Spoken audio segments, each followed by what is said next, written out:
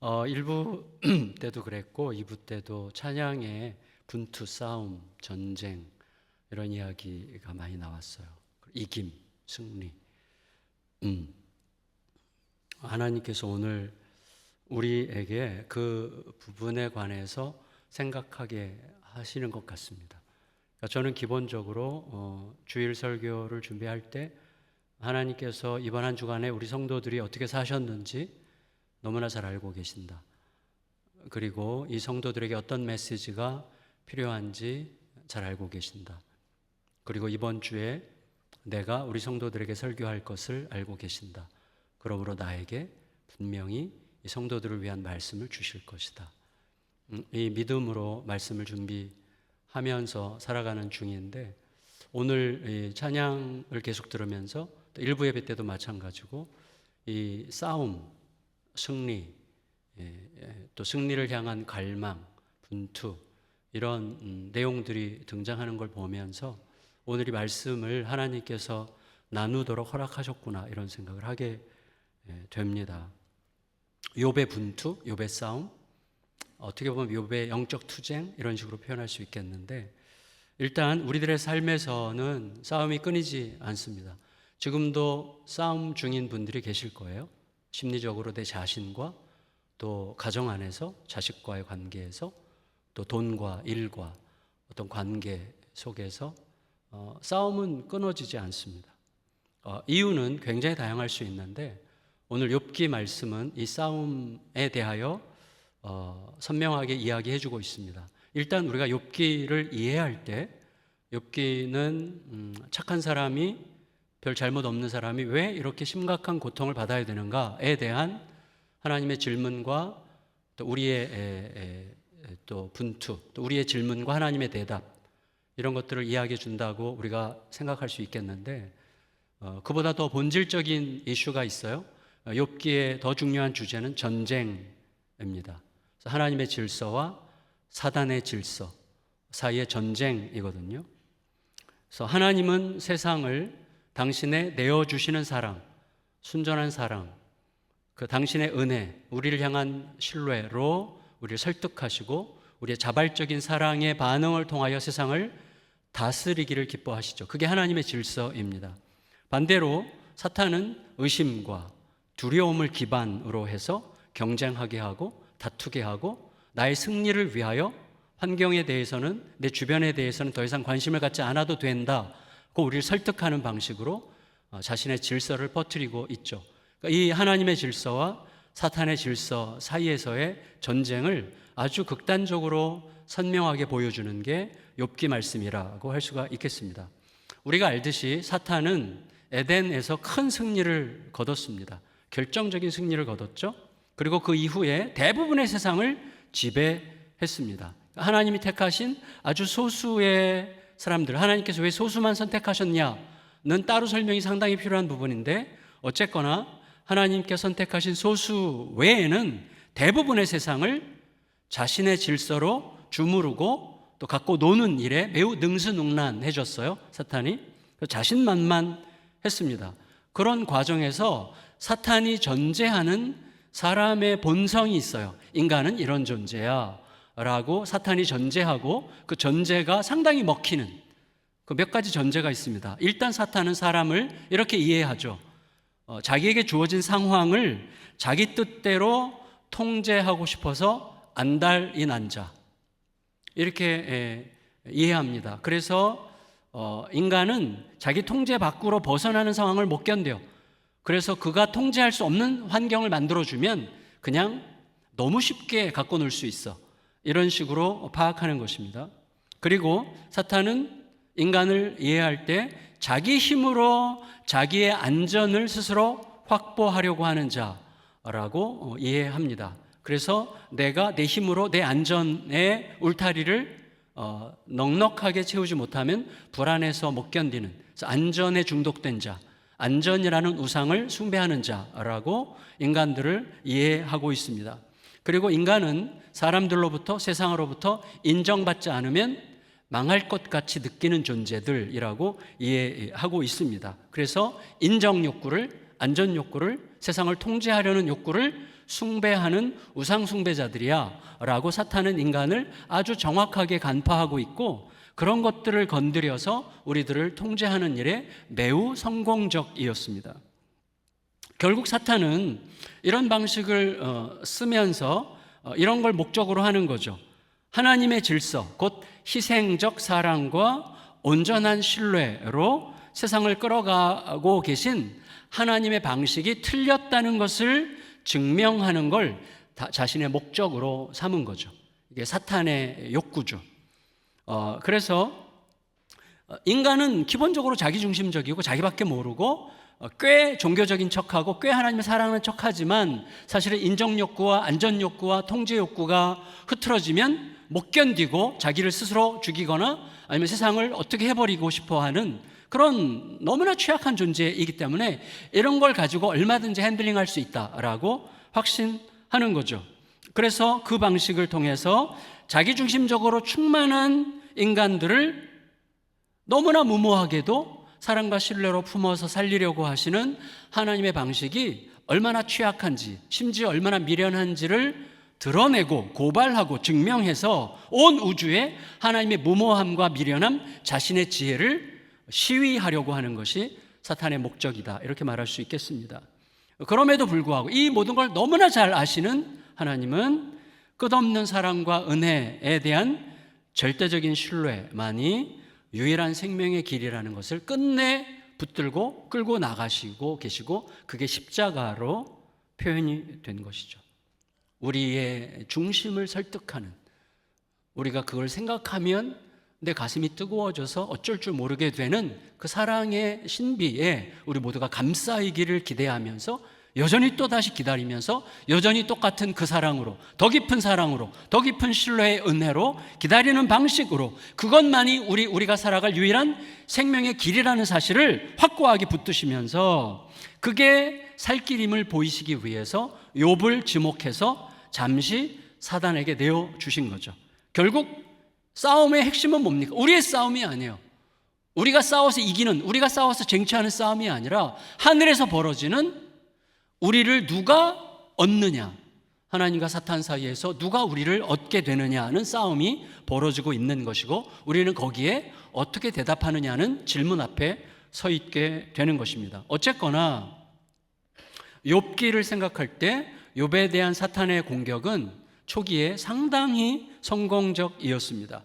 특별히 우리가 잘 알듯이 재산을 한꺼번에 잃어버리고, 자녀들을 한꺼번에 잃어버리고, 사회적 명망을 잃어버리고, 심지어 아내까지 잃어요.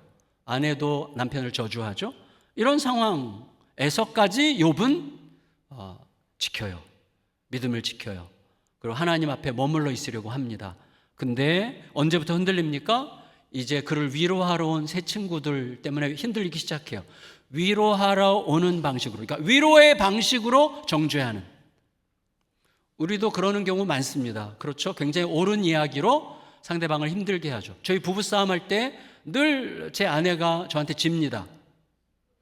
제가 이렇게 말할 때 지금 말을 좀 못하는 편은 아니잖아요. 제가 주둥이 쪽에 힘이 있어가지고 말을 잘해요. 그래서 제 아내가 항상 이런 방식으로 짐으로 이겨요.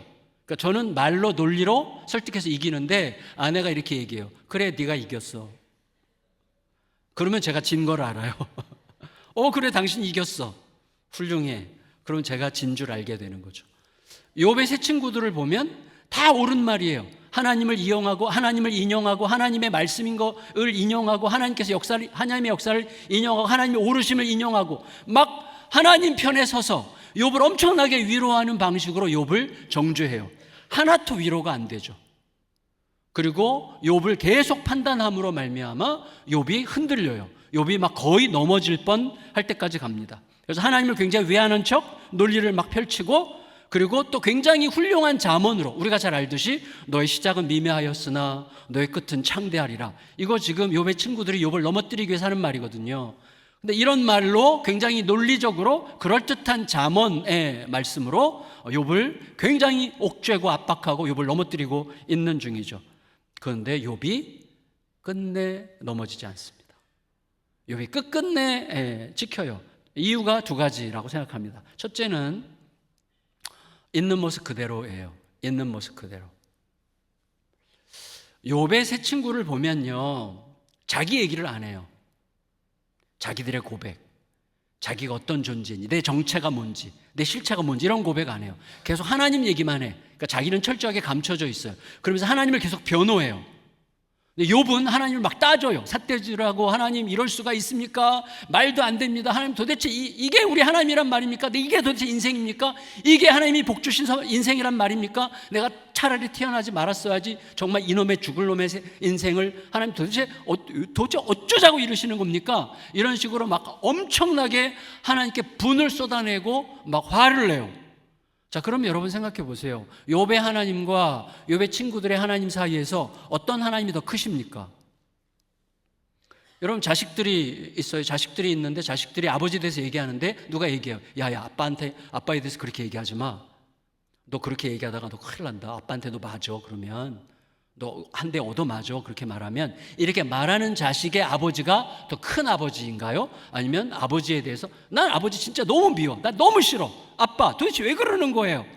나 정말 너무너무 화가 나요. 라고 말하는 아이의 아빠가 더 큽니까? 누구의 아빠가 더 커요? 또 알면서 모르는 척 하세요. 하나님에 대해서 마음껏 얘기하는 사람의 하나님에 더 큰 거예요.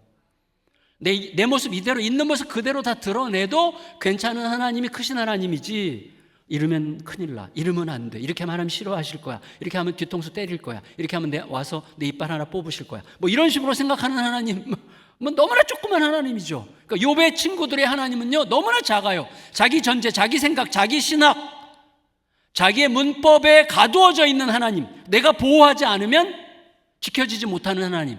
이게 웃사의 망령이거든요. 왜 여호와의 법궤가 넘어질 때 내버려 두면 되지, 왜 내가 그걸 붙들어 지켜야만 하나님이 지켜질 거라고 생각합니까?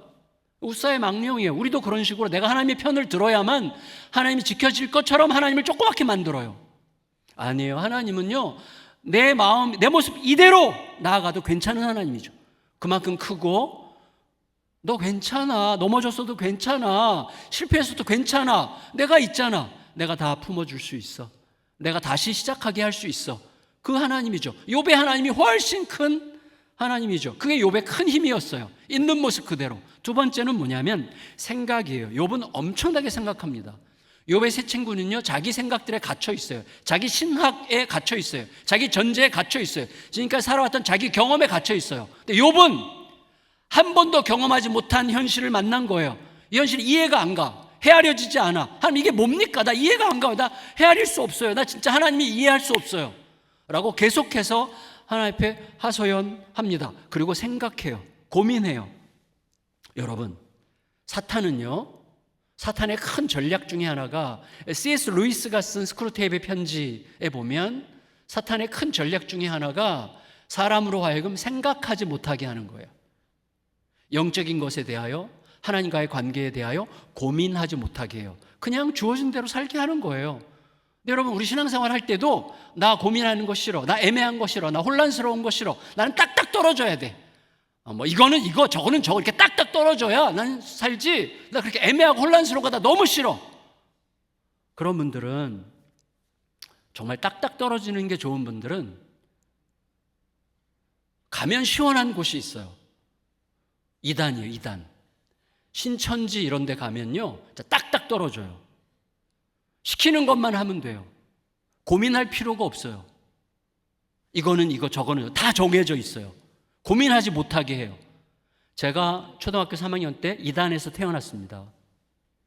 그리고 어릴 때 이단에서 초등학교 3학년 때 태어났을 리가 없죠.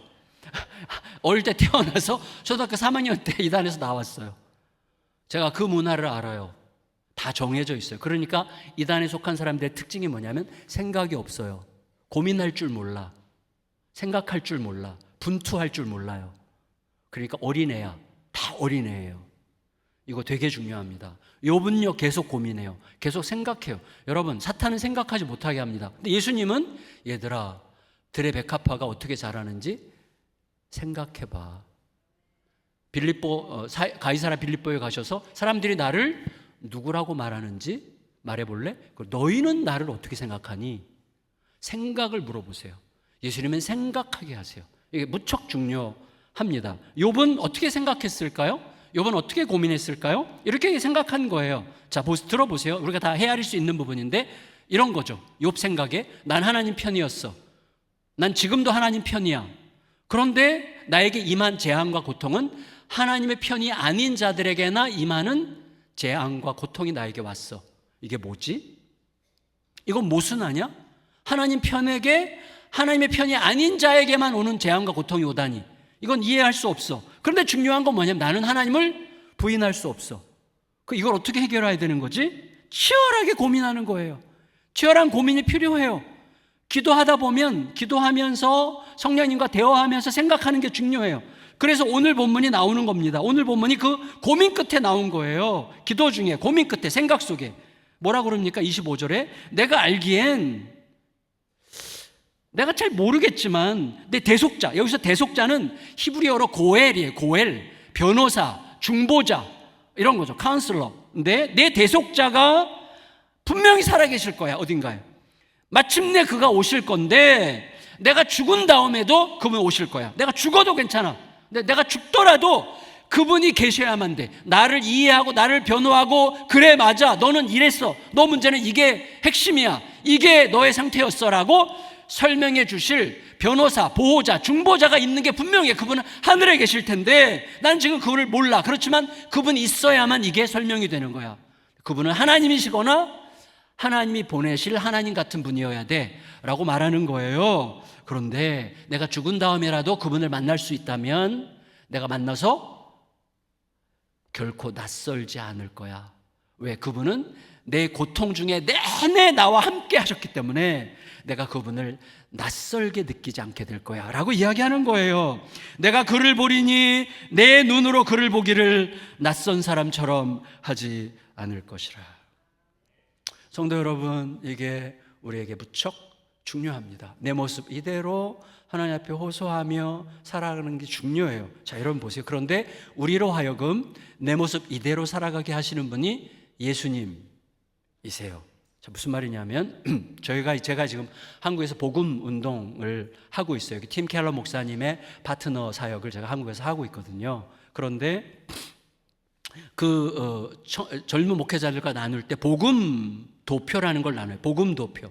복음 도표의 핵심은 뭐냐면 우리가 복음 안에서 율법으로 살거나 종교로 살지 않고 복음 안에서, 복음은 뭡니까? 예수님이 십자가에서 내가 다 이루었다. 예수님이 다 이미 승리하셨어요. 그러니까 우리는 오늘이 끝이어도 아무것도 잃을 게 없을 만큼 충분히 받은 자로 오늘을 사는 자들이에요. 영생을, 영원을, 천국을, 하나님과의 관계를 이미 얻은 자로 하나님의 승리 위에서 살아가는 자로 여기 있는 거예요. 그 복음 위에서 살아가기 시작하면 두 가지 현상이 생겨요. 하나는 하나님이 정말 점점 너무나 영광스러워집니다. 하나님의 영광과 위대하심이 점점 커져요. 동시에 내 죄가 점점 예민하게 발견이 돼요. 사도 바울이 마지막 서신에서 나는 죄인의 괴수라고 말했던 게 지극히 정상이에요. 우리가 영적으로 예민해지면 이전에는 죄라고 느끼지 않았던 것조차 죄라는 걸 알게 돼요. 그러면서 내 죄에 대한 발견이 점점 깊어져요. 그래서 이게 하나님의 영광의 크심이 점점 커지고 내 죄에 대한 발견이 점점 깊어져요. 이 격차가 이렇게 벌어져요. 도무지 만날 수 없는 하나님이에요. 이 격차를 누가 메꿔요? 예수 그리스도가 메꾸시는 거예요. 그래서 예수 그리스도 중심으로 살아갈 수밖에 없는 거예요. 그런데 예수 그리스도에 대한 지식이, 예수 그리스도에 대한 알미, 예수 그리스도와의 동행의 수준이 계속 일정하게 머물러 있어요. 이렇게. 그럼 어떻게 되죠? 하나님의 영광은 커지고 내 죄에 대한 분별도 커지는데 하나님에 대한 지식만 이렇게 일정하면 여기 간격이 생기죠. 하나님의 크심과 예수 그리스도에 대한 지식의 모자란 이 간격을 우리는 위선으로 채우려고 해요. 위선으로. 이 밑에 간격을 우리는 행위로, 율법으로, 종교로 채우려고 하는 거예요. 그러면 복음적이지 않은 삶은 자유롭지 않습니다. 내가 뭔가를 잘해야만, 내가 성취해야만, 내가 뭘 해내야만 비로소 만족할 것 같은 종교적 삶에 빠져들게 되는 거죠. 그래서 가장 먼저 될 것은 뭐죠? 내 모습 이대로 하나님 앞에 내어드리는 삶이라는 것입니다. 이게 우리들에게 너무너무 중요해요. 그렇게 되면 내 모습 이대로를 인정하잖아요. 그러면 자책하지 않습니다. 회개하죠. 자책과 회개의 차이가 뭐냐면 이거예요. 자책은 내가 잘못했을 때 등신, 죄송합니다. 저한테 한 얘기예요. 이 등신 왜 그랬어 도대체. 너 그러지 않을 수 있었잖아. 왜 쓸데없이 그런 얘기를 해서, 왜 쓸데없이 그 짓을 해가지고 이렇게 일을 엉터리로 만들어서, 에이 바보, 이 멍청이, 내가 조금만 신경 썼으면 그러지 않을 수 있었잖아 라고 생각하는 게 자책이에요. 자책은 교만입니다. 왜 그런 줄 아세요? 내가 조금만 노력했으면 그러지 않을 수 있는 존재라고 착각하는 거예요. 우리는 그런 존재가 아니에요. 우리는 또다시 잘못할 수 있는 존재예요. 회개는 뭡니까? 이거죠. 하나님, 실수했습니다. 잘못했습니다. 저는 앞으로도 그럴 수밖에 없는 존재입니다. 저는 그렇게 대단한 존재가 못 됩니다. 그러므로 오늘 저에게 필요한 것은 오직 주님의 은혜뿐입니다. 저는 주님의 은혜로만 삽니다. 은혜를 주세요. 이게 회개예요. 있는 모습 그대로를 드러낼 때 우리는 은혜로 살기 시작하게 되는 것입니다. 한 가지 말씀을 드리고 말씀을 마칠게요. 여러분, 은혜로 살아간다는 것은요, 오늘부터 은혜로 살아가야지 한다고 은혜로 살지 않습니다. 오늘부터 열심히 믿음대로 살아야지 절대로 못 삽니다. 우리 모두가 다 그 증인들이잖아요. 10년, 20년, 30년 지나도 안 변해요. 제가 한 가지 얘기를 드릴게요. 어떻게 하면 좋겠는지. 한 5년 전에 저희 교회는 화성이 있어요. 화성 아세요? 경기도 화성? 제가 로켓 타고 왔는데 화성에 제가 개척을 했어요. 15년 전에. 그런데 목동에서 어떤 권사님이 저희 교회를 다니기 시작했어요. 남편은 그 교회 시무장로인데 저희 교회를 왔습니다. 그래서 제가 겉으로는 권사님 이러면 안 됩니다. 남편이 그 교회 시무장로인데 그 교회를 다니셔야지 어떻게 여기를 옵니까? 라고 말하면서도 이 권사님이 우리 교회 다니는 거를 즐겼어요. 네, 은근히 기분이 좋죠. 막 내가 인정받은 것 같은 느낌. 근데 어쨌거나 4년이 지났습니다. 4년. 지금은 떠났어요. 이유가 이거예요. 4년이 됐을 때 작년 봄이었는데 이분이 저에게 식사 요청을 했습니다. 그래서 이제 멀리서 다니는 분들이 몇 분 계신데 그 두 분이 같이 이제 식사하는 자리에서 그 정호선 권사님이라는 분인데 권사님이 그러셨습니다. 목사님, 지난 4년 동안 목사님 메시지 정말 은혜롭게 잘 들었습니다. 정말 은혜 많이 받았습니다. 근데 중요한 것은 제가 안 변했다는 겁니다. 저에게는 가슴 아픈 이야기면서도 굉장히 고마운 이야기였어요. 목사님의 메시지는 너무 은혜로웠는데 저는 안 변했어요. 이렇게 얘기했어요. 근데 그게 끝이면 너무 슬프잖아요. 근데 이 권사님이 이렇게 얘기하셨어요. 근데 목사님, 요즘에 제가 변하고 있어요. 어떻게요? 저희 교회에서 큐티학교라는 걸 해요. 큐티학교. 근데 큐티학교 리드하는 리더가 이렇게 지적해요. 자, 오늘 각자 적용하기로 결정한 말씀이 이번 한 주간 내내 여러분의 삶을 관통한 증거를 갖고 다음 주에 오세요. 이렇게 엄청나게 강하게 요청을 해요. 이분이 워낙에 강하게 요청을 받으니까 이제 마음에 왔어요, 이게. 그래서 오늘 내 삶의 제일 큰 문제는 남편이 미운 건데, 남편을 너무 미워. 남편을 너무 무시해요, 이분이. 엄청 무시하고 남편을 인정하고 싶질 않아요. 남편이 약간 굼뜨고 막 그런데 자기는 막 빠릿빠릿하거든요. 하여튼 평생 남편을 무시하면서 살았어요. 근데 우리 남편을 사랑해야 되겠다. 이 자매가 적용한 게 이거예요. 남편을 사랑할 수 없는 나의 수많은 이유들보다 남편을 사랑하라고 하신 하나님의 말씀이 더 옳다. 그거를 적용하자. 그렇게 생각하다 보니까 어디까지 갔냐면 남편이 제일 좋아하는 걸 해주자. 남편이 제일 좋아하는 게 뭐냐면 같이 등산 가는 거예요. 근데 이 권사님은 날다람쥐야. 그러니까 산에 가면 호록 올라가요. 근데 남편은 막 굼떠가지고 천천히 올라가고 발도 두꺼워가지고 신발끈이 자꾸 풀러지고 그래서 막 천천히, 그러니까 막 너무 속이 터져가지고 같이 못 가는 거예요. 남편한테 그날 집에 가서 이야기했습니다. 여보, 우리 같이 산에 갈까? 이렇게 적용한 거예요. 산에 갈까? 적용하면서 생각하는 거예요. 그때 남편이 깜짝 놀랐어요. 평생 들어보지 못한 산에 같이 갈까? 이 말을 처음 들어본 거예요. 너무 놀랐어. 근데 불행하게도 그 전날 너무 늦게까지 지방에서 일하다 와가지고 너무 피곤해졌습니다. 그래서 여보, 너무 고마운데 너무 어떡하지? 나 지금 너무 피곤해서 잠깐 쉬어야 될 것 같아.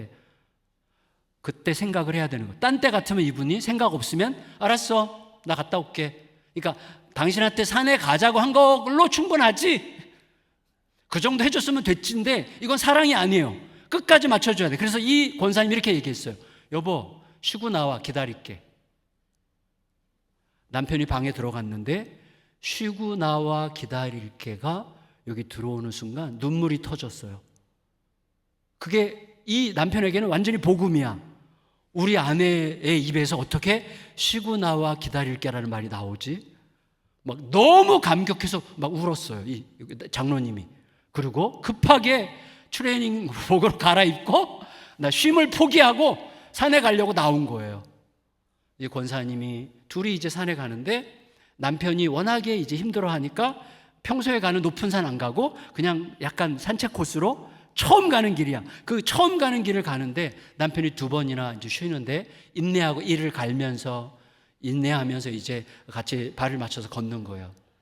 그런데 누가 쉥 지나가는데 보니까 여동생이에요.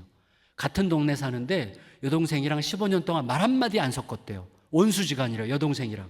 근데 그 순간 하나님이 적용, 사랑하라, 적용. 그래서 자기도 모르게 동생 이름을 불렀대요. 근데 동생이 가만히 서 있더래요. 막 뛰어가서 동생을 뒤에서 안으면서 미안해 그랬대요. 용기가 생기는 거예요. 적용을 하니까 성령께서 일하시기 시작하는 거예요. 미안해, 언니가 무조건 잘못했어. 언니가 무조건 잘못했어. 셋이서 나란히 올라갔다가 내려오면서 남편이랑 그 처제랑도 사이가 원수였대요. 근데 남편이 내가 오늘 고기 살게. 왜? 남편은 이미 아내한테 받아들여졌기 때문에 이미 막 충만해. 그리스도의 사랑으로 충만해졌어요. 여러분 꼭 생각하셔야 됩니다. 교회는 하나님 만나러 오는 곳입니까? 사람 만나러 오는 곳입니까? 아니에요. 교회는 사람 만나러 오는 곳입니다. 하나님은 집에서도 만날 수 있잖아요. 왜 굳이 교회 와서 만나? 하나님을 아는 사람들을 만나서 함께 하나님을 바라보려고 오는 거죠. 이게 중요해요. 사람들과의 관계가 너무 중요합니다. 그리고 이 남편이 해결이 됐어요. 그래서 내가 고기 살게. 그래서 막 고급 고깃집에 가서 고기 사주고 그날 세 사람이 완전히 하나가 된 거예요. 하루아침에. 여러분 말씀을 마칠게요. 중요한 건 뭐냐면 욥이 도무지 이해할 수 없는 상황에서도 이거예요. 자, 욥은 나를 내버려 두시는 분은, 나를 고통 중에 내버려 두시는 분이 하나님이야. 너무 불안해. 그런데 정말 계속 생각하니까 나를 변호하고 중보해 주실 분도 하나님이셔야만 돼 라는 믿음을 끌어온 거예요. 나를 변호해 주시고 나를 설명해 주실 분이 하나님이 아니시면 누구도 나를 설명해 줄 수 없어. 그러니까 나를 이 고통 속에 내버려 두시는 것 같은 분도 하나님이지만 나를 변호해 주실 분도 하나님이셔야 돼. 그분은 하늘에 계셔야만 돼. 이 상반되고 모순되는 진실이 함께 있는 게 복음의 신비예요. 거기에 십자가가 있는 거예요. 왜 그래요? 여러분 보세요. 예수님께 십자가에서 어떻게 하셨습니까? 나의 아버지 어찌하여 나를 버리시나이까. 나를 버리신 하나님께 나를 왜 버리냐고 소소하고 그 다음에 하신 말이 뭐예요? 내 영혼을 아버지께 부탁드립니다. 나를 버리시는 분에게 나를 의탁하는 이 신비, 이 절대적 믿음 가운데 하나님의 위대한 역사가 나타나게 되는 거죠. 그게 믿음이에요. 하나님은 욥을 통해서 오늘 우리를 그 믿음의 자리로 이끌고 계세요. 왜요? 거기에서만 우리가 이길 수 있기 때문에. 세상의 질서는, 사탄의 질서는 승리한 듯 이기는 듯 하면서 결국은 파괴당하는 이러한 질서이지만 우리가 가는 길은 패배하는 것 같고 억울한 것 같고 망하는 것 같고 손해보는 것 같지만 결국 승리하는 그 질서, 하나님의 질서에 속한 자로 살아갈 수 있는 유일한 길이 바로 그 믿음의 길이죠. 그 길을 힘껏 걷고 계신 김성국 목사님과 함께 우리 모두 다 각자의 싸움에서 잘 이겨내면서 한 걸음씩 제대로 걸어 결국 주님과 함께 웃을 수 있는 위대한 믿음의 길을 걷기를 예수님의 이름으로 축원합니다. 존귀하신 주님, 은혜를 감사드립니다.